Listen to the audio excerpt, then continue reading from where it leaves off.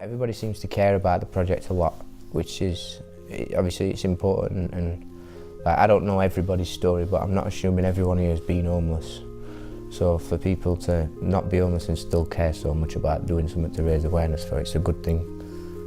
Just put that on there. Okay, so take 3, scene 2A, B.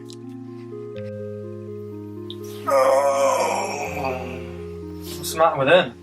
You got a sickness, not one you and me can help with. Who's that? Have you got anything for sickness, Baz? Ask him, man. Have you got a quid? Nah, man, but he will have tomorrow because I'm gonna get a job. Anybody spare me a tea bag, lads? Hey, look at it. Hey, What's the point of that? You're not homeless. Are you fucking tripping? Where's your sleeping bag then? Give me that back!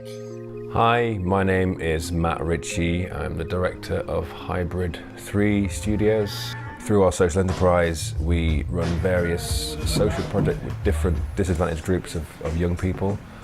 The idea is to build confidence and exposure to the arts and creativity, and we've done that basically by creating a radio play. The great thing about a radio play is that it encompasses drama, writing, music, editing, and this whole array of the audio arts.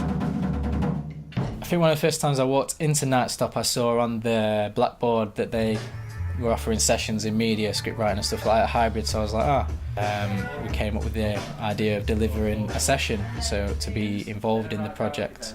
It's going to be people in a similar situation to me, so I guess they can't stereotype me on first look, maybe. This is the best one, right? You gotta get you do a little like a...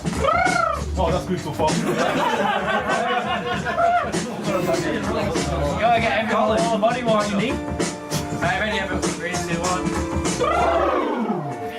1. So in this workshop, we're going to do a range of vocal exercises. It's just about making them feel comfortable. And in a way, acting silly, because if creating, you have to be willing to look a bit daft, and we do look daft because we're doing strange noises with our throat. Let's try carpet. So car, Yeah. pit. You get me? Yeah. Pit, pit. To begin the songwriting process, I write down my emotions I'm feeling, the events I've been through, and then I exaggerate them, and it helps me come up with the topics and the themes, so that you've got words. And you get really interested. But yeah, that's what I got. You ready, Jack? No, not really. Alright then. Moved into support accommodation, age 19, scared, nervous, not used to these bloody new scenes. My key worker set me out, lots of gold. I experienced lots of sex, drugs and sausage rolls. Gravel lane, blades 100%. Known so well, I get greasy chip puddings at 50 pence. Bars hedge, KMD track, he looks dench. Summertime, big man weavers writing bars on the park bench. We did like a vocal warm-up, and then obviously once we'd done that, we did a bit of recording and whatnot, watched him chop and edit it and all that sort of thing, and like how we put backing track onto it. I enjoyed the music side of things because music's like more my thing, so I definitely enjoyed that. Pen to the pad, there's best shit on my brain. I'm trying to make sense of this, it's like I'm going insane. My doctor thinks that my child was to blame. I told him when I look back, all I remember is pain. I kept it all inside, cause deep down I'm ashamed. It's time to let it all out. I poured it all on this page, I'm 23. No, I've been out here for days, and I mean out in the streets, in the cold and the rain, like homeless. Like, don't know where the home is. So think about that when you're laughing with your homies. It's made me be able to hear my own voice. I'm a bit more confident in how I sound on a microphone now. Like, before I used to be scared that I'd record it and it'd sound terrible, my voice or something, do you know what I mean? And now I know my voice sounds a bit better, and that obviously I want to work on getting more together and like my own album together, something like that. What home means to me is, I guess, wherever you are and you feel settled enough to do whatever you want to do, have your own space, cook your dinner, make some music. But I just don't really know what it means to me because I haven't had a stable home for about 3 months. They call it, it's the whole hidden homeless issue, isn't it? You can't account for who's not on the street but who doesn't has a home. It's the middle ground, kind of just floating around. Yeah, so I was homeless early February through to about March. sleeping on the streets, had it pretty rough. I slept in a car park on Canal for a while. Maybe some people assume a homeless person's going to be a certain way, or I don't know, an alcoholic, drug problems. When I was homeless, I was dressed pretty much how I am now, do you know what I mean? I was still homeless. Like everybody thinks it's your own fault, or you did it to yourself, or you just lazy, you just don't want to get a job, but people don't understand when you ain't got a home, everything else falls apart quickly. Because your home's your foundation at the end of the day. So once you ain't got a home, job goes out the window quickly, everything else goes out the window. It's kind of scary because most people are one paycheck away from being homeless because we live day to day. Right, shall we make a start? Yeah, let's go for it. Yeah.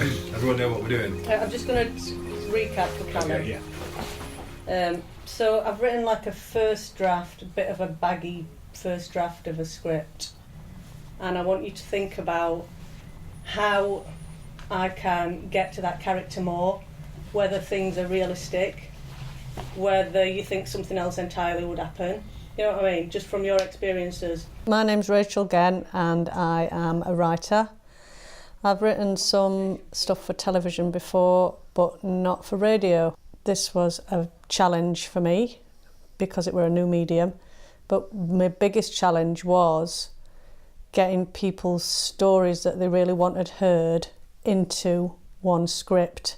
Basically, it's about this lad called Jordan, and he's become homeless, and he's gone to the roundabout hostel, and he meets different people all around, and he meets another homeless girl who I actually play. I tried to incorporate material from their life stories into this little drama. I was very conscious that I wanted this to be something that they would listen to. So it had to be voices that they cared about and understood and related to, and that were authentic. I've got a bit in here where he goes out to get his own food to bring, even though they're making a tea and stuff, he feels like he's encroaching, so he goes out and makes his own food. You could do one where like Jordan's tried to sweeten him up and made him sandwiches for work at night. You need to be a playwright, mate. Tried to. And he wakes up next morning and sees his sandwiches in bin, and that starts an argument or some something. Yeah. We should make it something that's like proper stupid what they're arguing for. That's yeah, something like that's really minor that gets turned. Like Jordan makes him the sandwiches for work, and his sister eats them in the night, and he gets blamed for it. This is my CV. Worked at KFC. All right, Kenya Fried Chicken, but for a year, and I can cook anything. Have you got a delivery bike? So that in there we've just been putting like the radio play together, which is basically like the story of this young lad that's homeless. I've got the main part, I'm Jordan. So that just happened about 10 minutes ago. And yeah, I've got the main part now. I've never done anything like that in my life, so we're a bit nervous, but they said just do your natural voice, it sounds authentic, and so I just read it in my natural voice sort of thing. I've enjoyed it. I mean, I think we've been able to put, Wales being homeless, some of the people that have worked with it, I think we've been able to, inject a lot more realness into like the whole story, the music that we've done, the script that we've done. I think it just sounds a lot better that there's a lot of experience in there from like myself, other people's experiences that we've put in there. I've really enjoyed it because I've always wanted to actually come into a recording studio, so it's like been one of my wishes. And then the minute it come up in Roundabout, I was like, I will volunteer to go and help everybody. I will do it. So yeah, it's been brilliant. It's been a beneficial experience, definitely. Working with young homeless people, I think I had a lot of preconceptions about who these people were, maybe what their backgrounds were. And the first part of the project, we were just talking to them and asking them, you know, what are the experiences you had in your life. So I was just genuinely moved and blown away by the kind of strength of their personalities and what they've had to overcome and how great they are at doing that. Society a lot now, they mask problems, don't they? No one really talks about problems in homelessness. This is a massive problem countrywide. At the end of the day, in 21st century, there's no excuse for a person having to sleep outside. No excuse. for it, and I just think it's wrong, mate, I always have. I think that more people should be bringing awareness about this, more should be done about it, because it's not fair to be 23 years old and to be sat on a set of stairs, freezing cold, with nowhere to go in the world. There should be somewhere you can go, there should be something someone can do for you. You shouldn't just be left out there to sort of fend for yourself, you know what I mean? It's not on. I'd say just don't judge. If anything, just don't judge us. Everybody's got a different path. That's the hippie part of me, but everybody's got a different path. But yeah, that's all I'd say is don't judge.